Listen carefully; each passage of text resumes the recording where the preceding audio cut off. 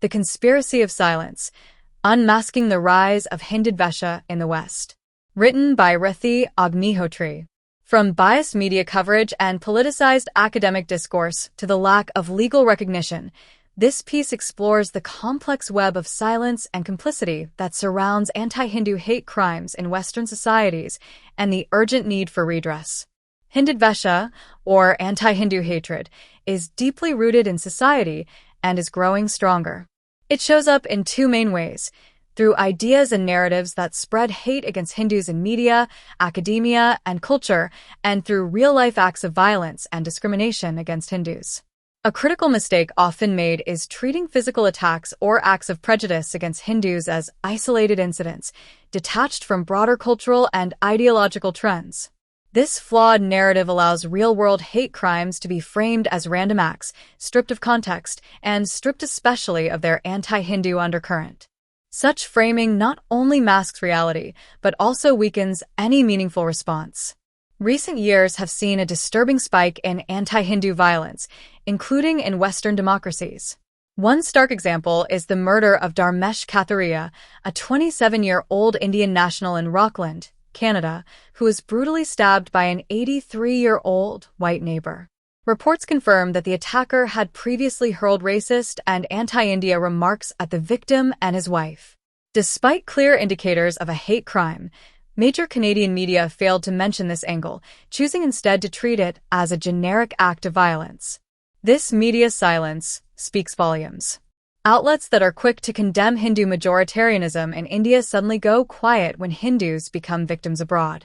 Moreover, the stereotype of Hindus as a wealthy, well-assimilated minority in the West often stifles the community's attempts to raise awareness about such incidents. Kathuria's case is not an exception. It is part of a larger, underreported trend. In the following sections, we examine the patterns and systemic factors behind this rising tide of anti-Hindu hate crimes in the Western world. In the following sections, we look at a troubling issue that's rarely discussed: the growing number of hate crimes against Hindus in Western countries. Hinduphobia rising, a global wake-up call for justice and reform. A report by the California Civil Rights Department in May 2023, based on a year-long campaign called California versus Hate, showed a sharp rise in anti-Hindu hate crimes in the U.S. It further established that anti-Hindu hate crimes were the state's second most reported cases of religiously motivated incidents, the most reported being cases of anti-Semitism, while incidents of Islamophobia came third. Anti-Semitic, 36.9%, anti-Hindu, 23.3%, and anti-Muslim, 14.6%. were the most cited reasons for reports related to religious targeting, the California versus Hate data showed. These findings are important for the Hindu community in the U.S. Hindu groups say that anti-Hindu hate and violence are often ignored or downplayed. When concerns about rising Hinduphobia are raised, they are frequently dismissed as Hindutva conspiracy theories by those who oppose Hindus. Some of these groups also push laws and policies that unfairly target Hindu Americans, using caste as a reason.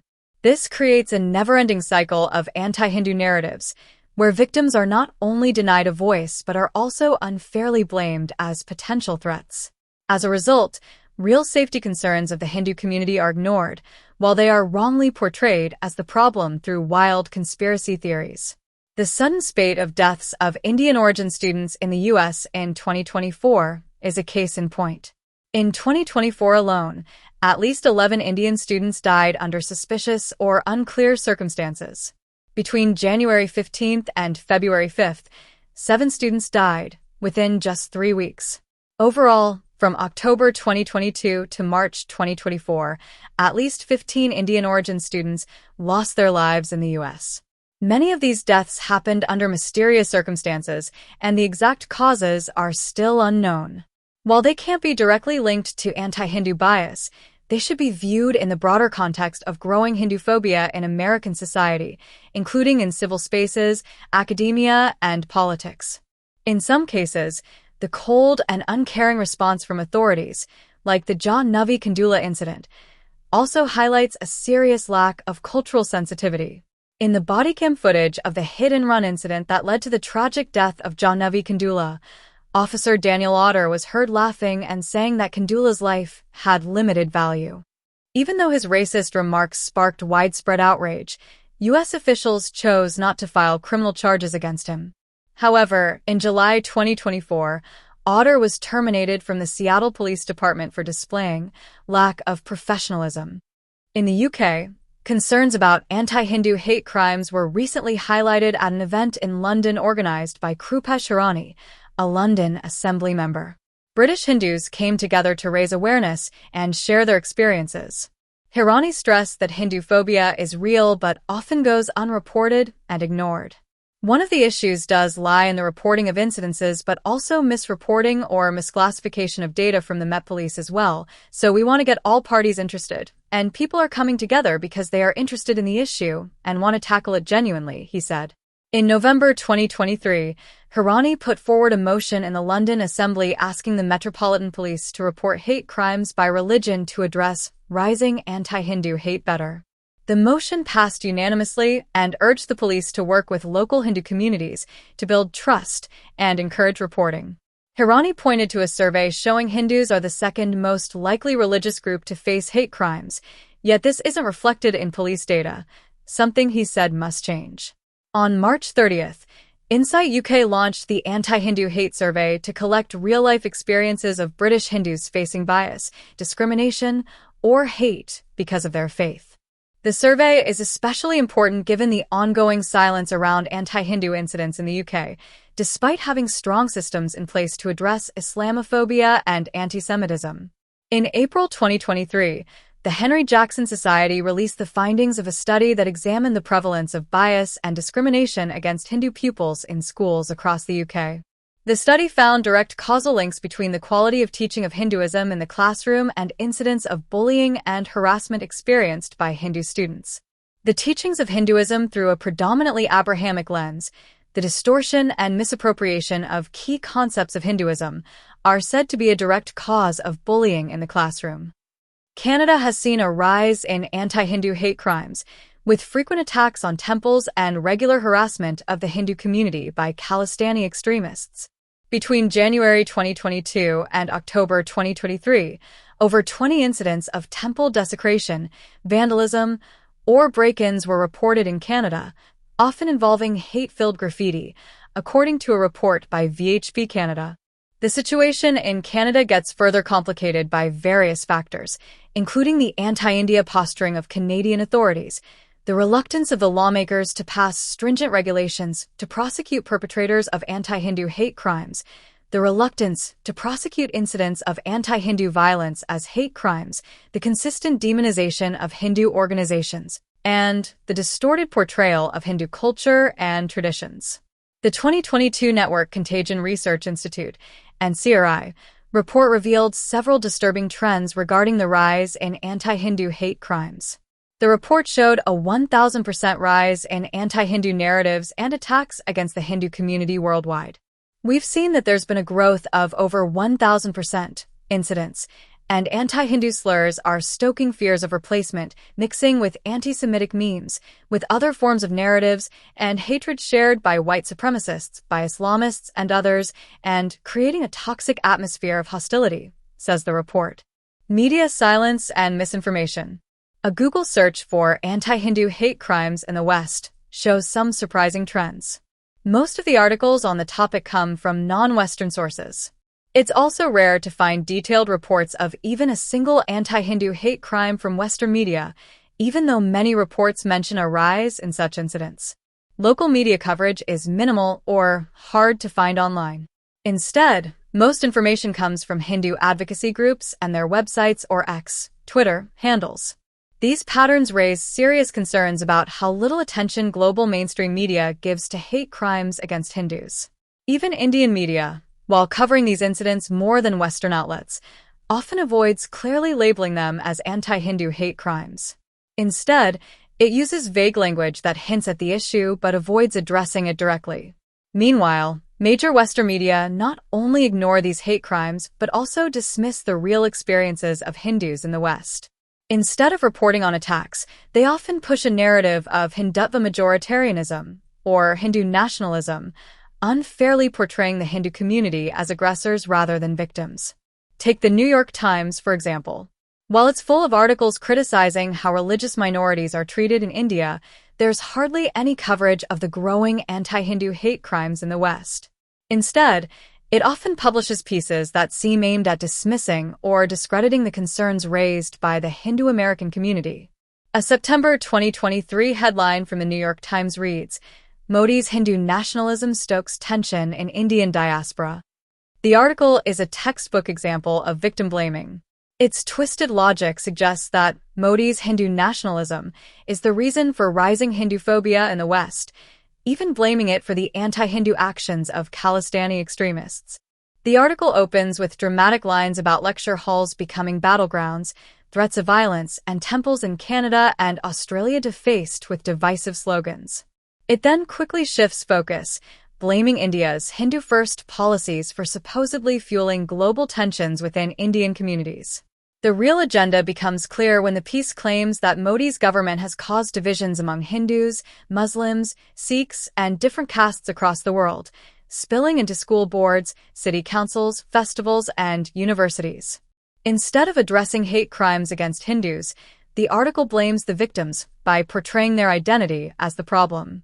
There is a growing trend of twisting the reality of anti-Hindu violence in the West by falsely linking it to Hindutva, often based on a distorted, woke version of the term. A key example is the violence in Leicester, UK, in 2022. An investigation by Charlotte Littlewood, published by the Henry Jackson Society, showed that the Leicester unrest was wrongly portrayed as a case of organized Hindutva extremism. The report explains how these false claims spread and highlights the role of media and radical Islamist groups in pushing the so-called Hindutva conspiracy theory. A misinformation campaign accused sections of the Hindu community and a number of Hindu temples of having connections to a political organization, the RSS, in India. This has riled community tensions, leading to violence in Leicester and Birmingham with threats of violence elsewhere, including the targeting of Hindu temples. Influencers involved in spreading misinformation have been heavily relied upon by mainstream media for comment and, most worryingly, have been sent to meet with Leicester's city mayor to discuss the future of the independent review into the unrest, says the report. Selective outrage, the West's blind spot on Hinduphobia. Western countries go out of their way to address Islamophobia, but Hinduphobia isn't even acknowledged, let alone taken seriously. This clear double standard is seen in how differently religious hate crimes are treated. Islamophobia is officially recognized as a significant issue, while anti-Hindu hate is often ignored or grouped under broad terms like Asian or South Asian. The UK's plan to set up an Islamophobia council shows this imbalance. British Hindu groups have raised concerns, saying such efforts should fight hatred against all religions, not just one.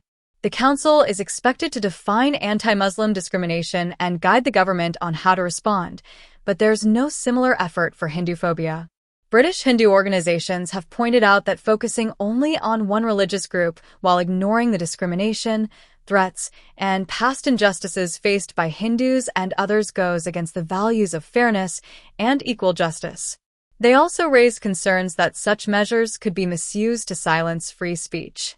The Hindu community stressed that the Council's definition of Islamophobia should not confuse respectful criticism of religious ideas with actual hate.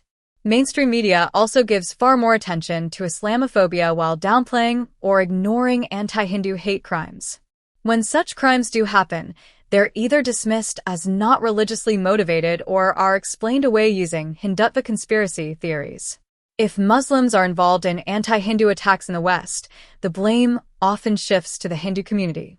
This was seen in the Leicester violence case, where global media pushed the narrative that the RSS and Hindutva forces were behind the unrest. But as police investigations progressed, it became clear that members of the Muslim community played a key role in the anti-Hindu violence. The bottom line is that Islamic appeasement is a serious problem in the West, and the Hindu community often ends up paying the price. The term Islamophobia is frequently misused to shut down Hindu voices, especially when they speak out against radical Islamist networks or highlight their role in spreading anti-Hindu hate. Fight against anti-Hindu crimes. The rise in anti-Hindu hate crimes in the West is being strongly challenged by the Hindu community. Hindu advocacy groups and supportive lawmakers are taking legal and constitutional steps to address the issue. Georgia became the first U.S. state to introduce a bill against Hinduphobia. If passed, it would add anti-Hindu discrimination to the state's penal code, allowing hate crimes against Hindus to be prosecuted. The bill defines Hinduphobia as a set of antagonistic, destructive, and derogatory attitudes and behaviors towards Hinduism. Notably, in 2023, Georgia also became the first state to recognize the existence of Hinduphobia officially. In December 2024, the Gavishti Foundation launched the first-ever anti-Hindu hate tracker. This tool is designed to document religiously motivated hate crimes against Hindus, raise awareness about Hindu persecution, promote human rights, and publish research on Hindu-related issues. Wrapping up, Hinduphobia is a serious global issue, and in the West, it takes on an even more complex form. Hindu Dharma and its practices are often targeted by subtle yet widespread academic and cultural propaganda, which misrepresents Hindu Dharma and fuels negative stereotypes. Anti-Hindu hate crimes in Western countries rarely make it to proper investigation, let alone media coverage. The Hindu community is often dismissed because of the stereotype of being wealthy, which is used to downplay or ignore their victimhood.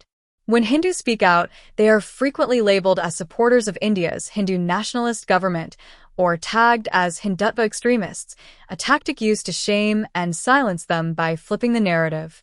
To truly address the rise in anti-Hindu hate crimes, a broad and coordinated effort is needed. This includes stronger legal protections, better community awareness, academic accountability, and genuine political will to take the issue seriously.